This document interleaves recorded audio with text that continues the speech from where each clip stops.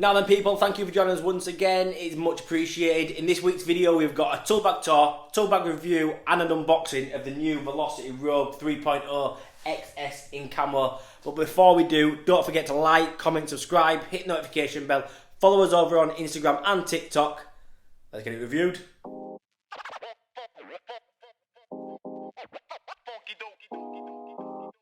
Right people, so here it is the Velocity Rogue 3.0 XS in camo.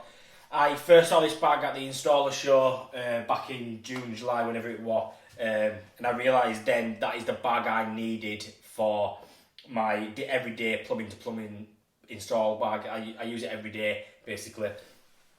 I like the 3.0, the original 3.0, but I thought it was just a little bit too big, so when I found out they were doing this, I thought it's definitely the bag for me. Basically because the bag I'm using at the moment is the Stanley open tote, and it's all open, there's not many pockets inside, and I just, as you can see in there, I just throw all my tools in. So I needed something that had a lot more structure to the bag, a lot more pockets, so I can stand tools up and have everything individually stored away nice and neatly. So I thought, as soon as I saw this bag, I thought that is definitely the one for me. So let's get it opened. Try not to cut myself this time with a Stanley knife. So my first impressions, this is the first time I've opened it. Have a look what's inside the box. So you just get the bag there, put it to one side.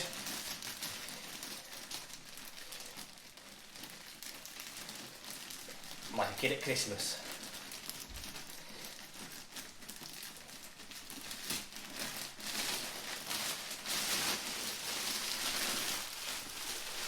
Right, get rid of that.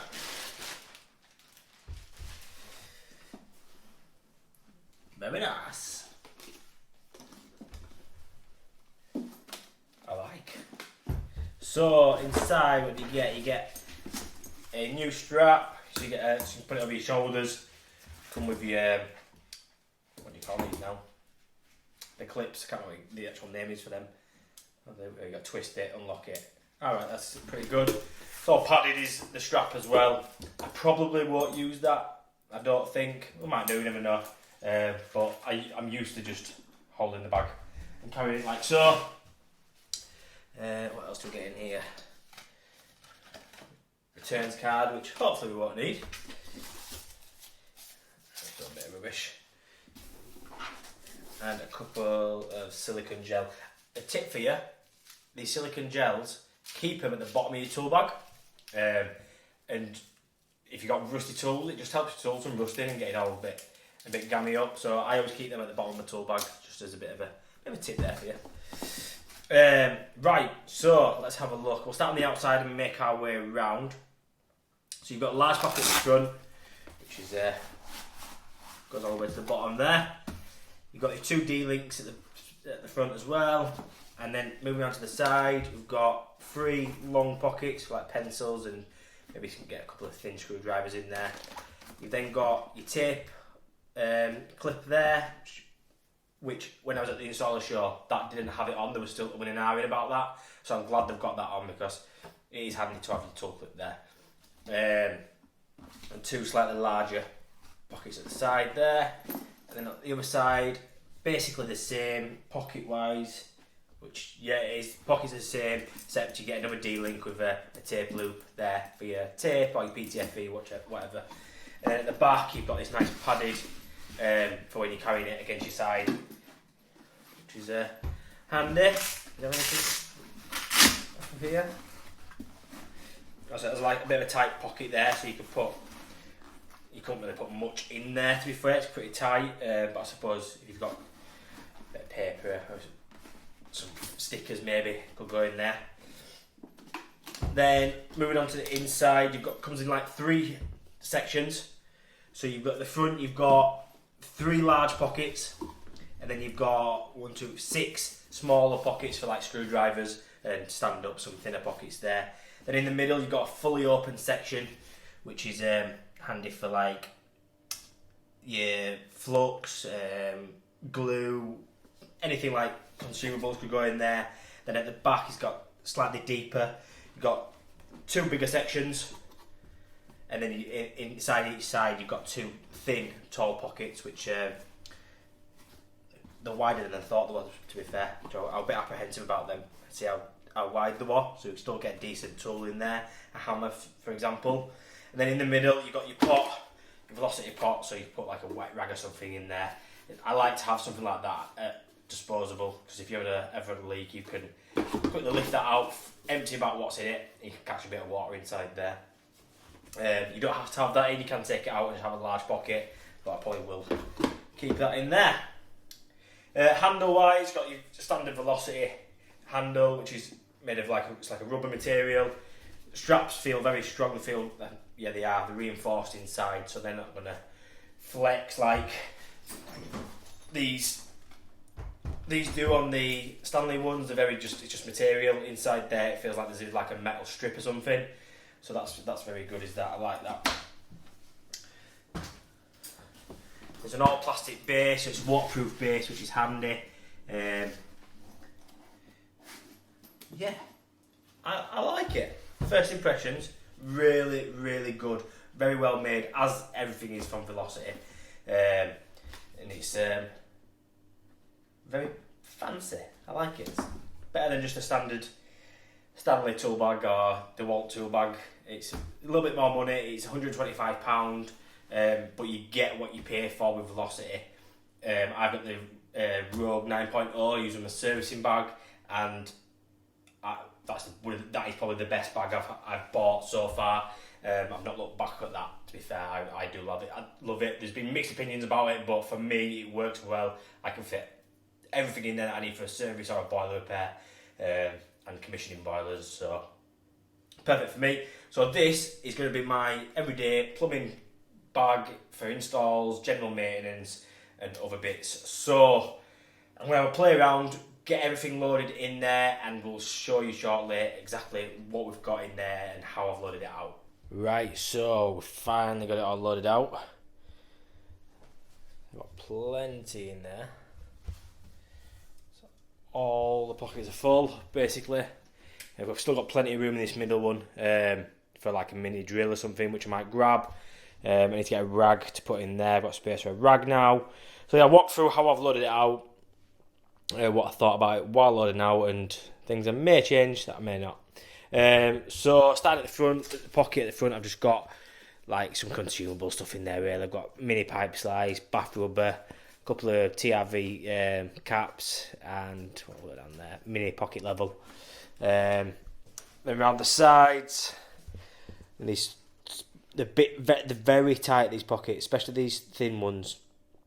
I've really struggled to get that in there, but I found with the Rogue 9, once the tool had been in there for a while, it then become a lot easier to get in and out. I think the pocket gets used to it. But yeah, like I said, they're very, very tight in there. Clip. I don't know whether these are designed for Velocity tool tapes or not, because my clip is quite a wide one, to be fair. Only just clips onto that. You can just see there. So I don't know whether you tell me, are the Velocity clips different, or is it just because mine's a wide clip? But it does fit on. For now, I'll only end up throwing it inside anyway. You know what I'm like. Then 2 spanners at the back. I ain't put anything in that pocket yet. And then around this side,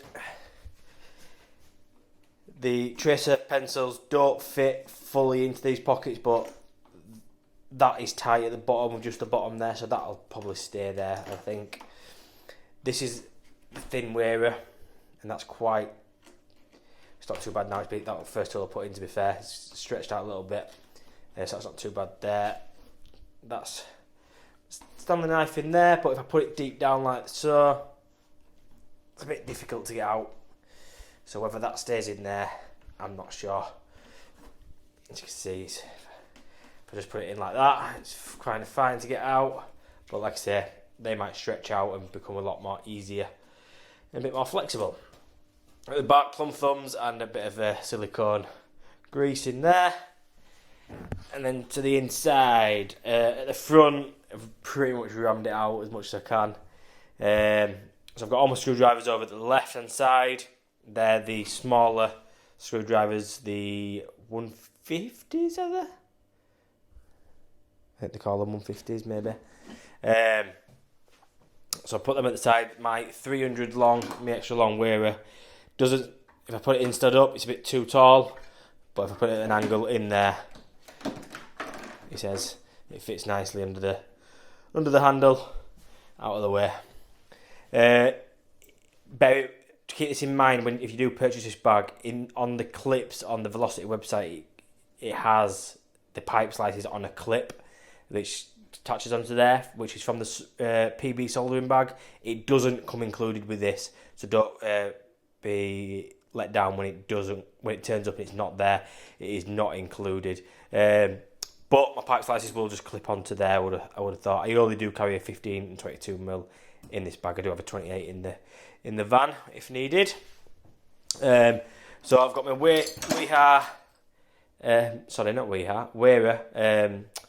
Allen keys, which are just slotted down there, which may change because I've now realised that every time I pull them out, my pipe slice is going to fall off. So I don't know about that.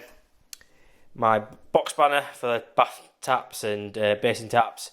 Then in the centre here, I've got my snips, my long nose pliers, and my multi pliers from Nipex.